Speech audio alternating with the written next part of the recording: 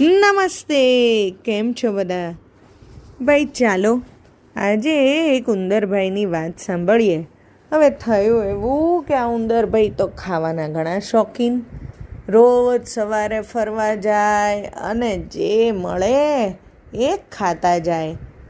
એક દિવસ એવું થયું કે ભાઈ એમના દરના દરવાજા આગળ એમને બિલ્લી માસીની ગંધ આવી અને પછી ઉંદરભાઈ તો એવા ગભરાયા કે દરની બહાર જ ના નીકળે.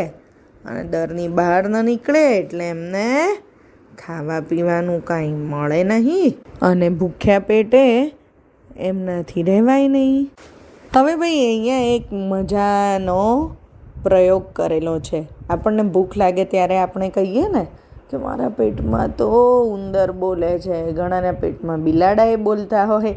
તો અહીંયા જે સર્જક છે એમણે મસ્ત રીતે લીધું છે કે ઉંદરના પેટમાં બોલે ઉંદર, એટલે ઉંદરને ભૂખ લાગે ત્યારે એના પેટમાંય ઉંદરડા બોલે. મજાની વાત છે ને? ચાલો તો આવું સરસ મજાનું ગીત સાંભળીએ.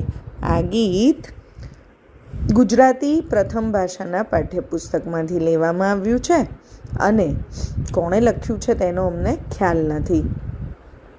આપ સાંભળી રહ્યા છો તન્વીના સ્વરમાં.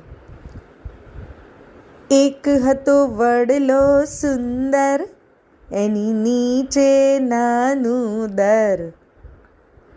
એક હતો વડલો સુંદર, એની નીચે નાનું દર.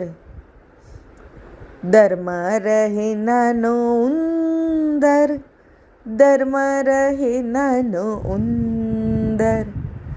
ઉંદર રોજ ફરવા જાય, ફરતા ગંધ લેતો જાય.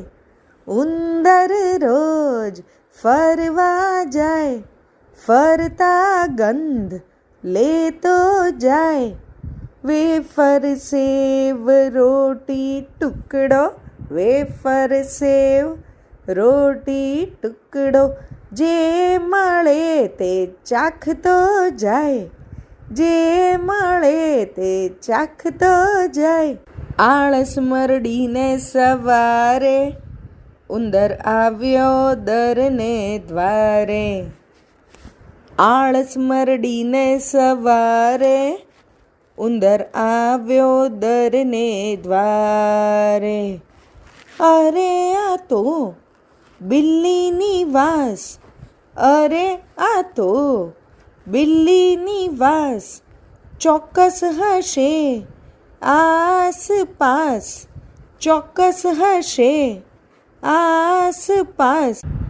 હવે શું કરવું વિચારે ઉંદર, મનમાં લાગે એને ડર. હવે શું કરવું વિચારે ઉંદર, મનમાં લાગે એને ડર. ઉંદરના પેટમાં બોલે ઉંદર, પણ ભરાઈ રહે ઘરની અંદર. ઉંદરના પેટમાં બોલે ઉંદર, પણ ભરાઈ રહે ઘરની અંદર. ઘરની બહાર ન જવાય, ભૂખ્યા પેટે કેમ રહેવાય.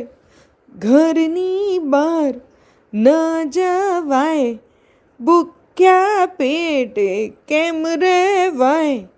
આપો એવો કોઈ મંતર, બિલ્લી થાય છું મંતર. આપો એવો કોઈ મંતર, બિલ્લી થાય છું મંતર.